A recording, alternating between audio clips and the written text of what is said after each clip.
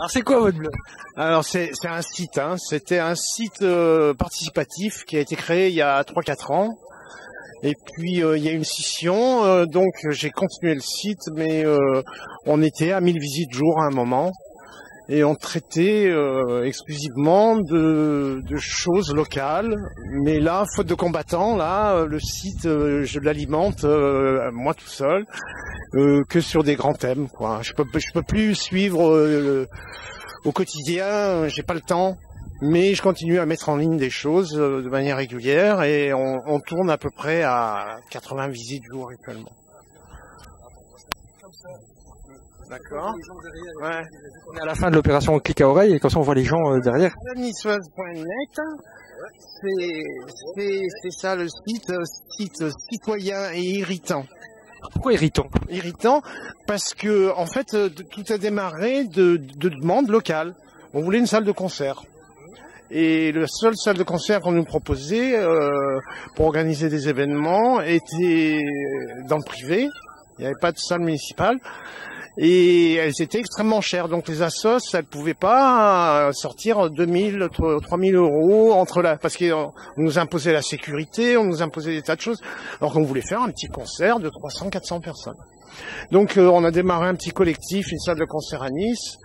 Ensuite, il y a eu plein d'activités. Il y a eu une friche culturelle qui s'appelait les Diables Bleus, dont j'ai fait partie, qui justement faisait des animations sur le quartier, des concerts, des salles de répète de théâtre, de musique. Il y avait une salle internet en accès libre, il y avait 8-10 écrans, il y avait plein de gamins qui venaient, des vieux, de tout, hein, qui venaient explorer l'internet, se familiariser. J'ai fait des stages, j'ai appris la MAO grâce à des stages au Diable Bleu. Et puis le maire, comme c'était pas trop, c'était un lieu quand même où il y avait beaucoup d'idées qui brassaient, beaucoup d'événements, disons contre-culturels. Et il a réussi finalement au bout de 2 procès et beaucoup de pression. Et avec l'aide de la force publique, on a été expulsés et détruits dans la même journée, faut bien le dire, sans désamianter, ce qui est contre la loi, de manière à ce qu'on puisse pas réoccuper les bâtiments. Et depuis, bon, on n'a plus de lieu, les gens ont loué des locaux de répète à droite à gauche dans le Vieux-Nice, mais c'est plus le lieu fédérateur. On avait comme une maison de quartier où il se passait énormément de choses.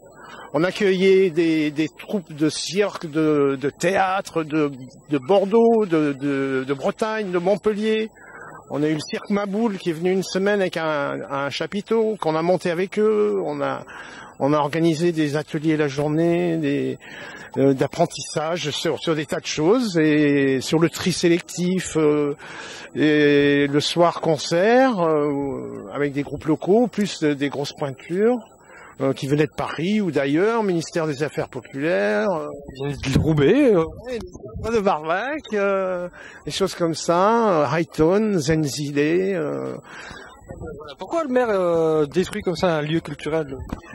Ben lui, il a une vision de la culture qui est beaucoup plus institutionnelle. Voilà. Institutionnel, c'est ça le terme. Il vient de construire un conservatoire pour 63 millions d'euros. Il y a un opéra, il y a un musée d'art moderne, il y a un théâtre, mais il n'y a pas de salle de concert de moyenne importance à Nice. Par exemple, vous allez à Gap, vous allez à Briançon, il y a ce qu'on appelle une SMAC, une scène de musique, actuelle. Je sais plus. Il y en a à Toulon, il y en a 2-3 dans le Var, mais dans notre département, il n'y en a aucun. Si à Cannes, il y a la MJC Picot, qui était reconnue SMAC, mais dans les Alpes-Maritimes, il faut bien savoir qu'il y a une bataille d'arrière-garde contre les jeunes et contre la musique actuelle. On n'arrive pas à trouver des lieux du moins, ils n'arrivent pas à trouver des lieux, parce que moi je suis juste spectateur maintenant, pour organiser des événements. Dans ton blog, en fait, tu dénonces ça, en fait. Voilà, je mets en avant des problèmes locaux auxquels sont confrontés les gens. Je leur donne une caisse de résonance, un haut-parleur. Et donc, ça a une incidence, ça fait partie des pressions qu'on peut exercer sur des élus, et ça a fait agir. Par exemple, on a eu des gens du conseil régional qui ont donné des subventions pour des organisations d'événements. On a fait la tournée aux urnes ici.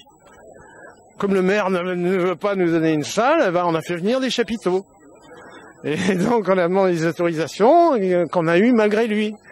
Et donc on a quand même organisé des choses. Vous aimez bien alors le maire? Ah non, du tout. Du tout.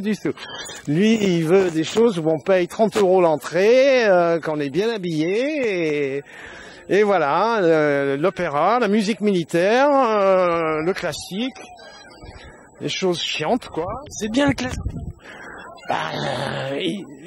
C'est-à-dire que la population, il y a une tranche de la population qui n'est peut-être pas intéressée par ces formes d'expression musicale et qui aspire à d'autres, et il n'y a pas les lieux qui respectent leurs besoins, voilà.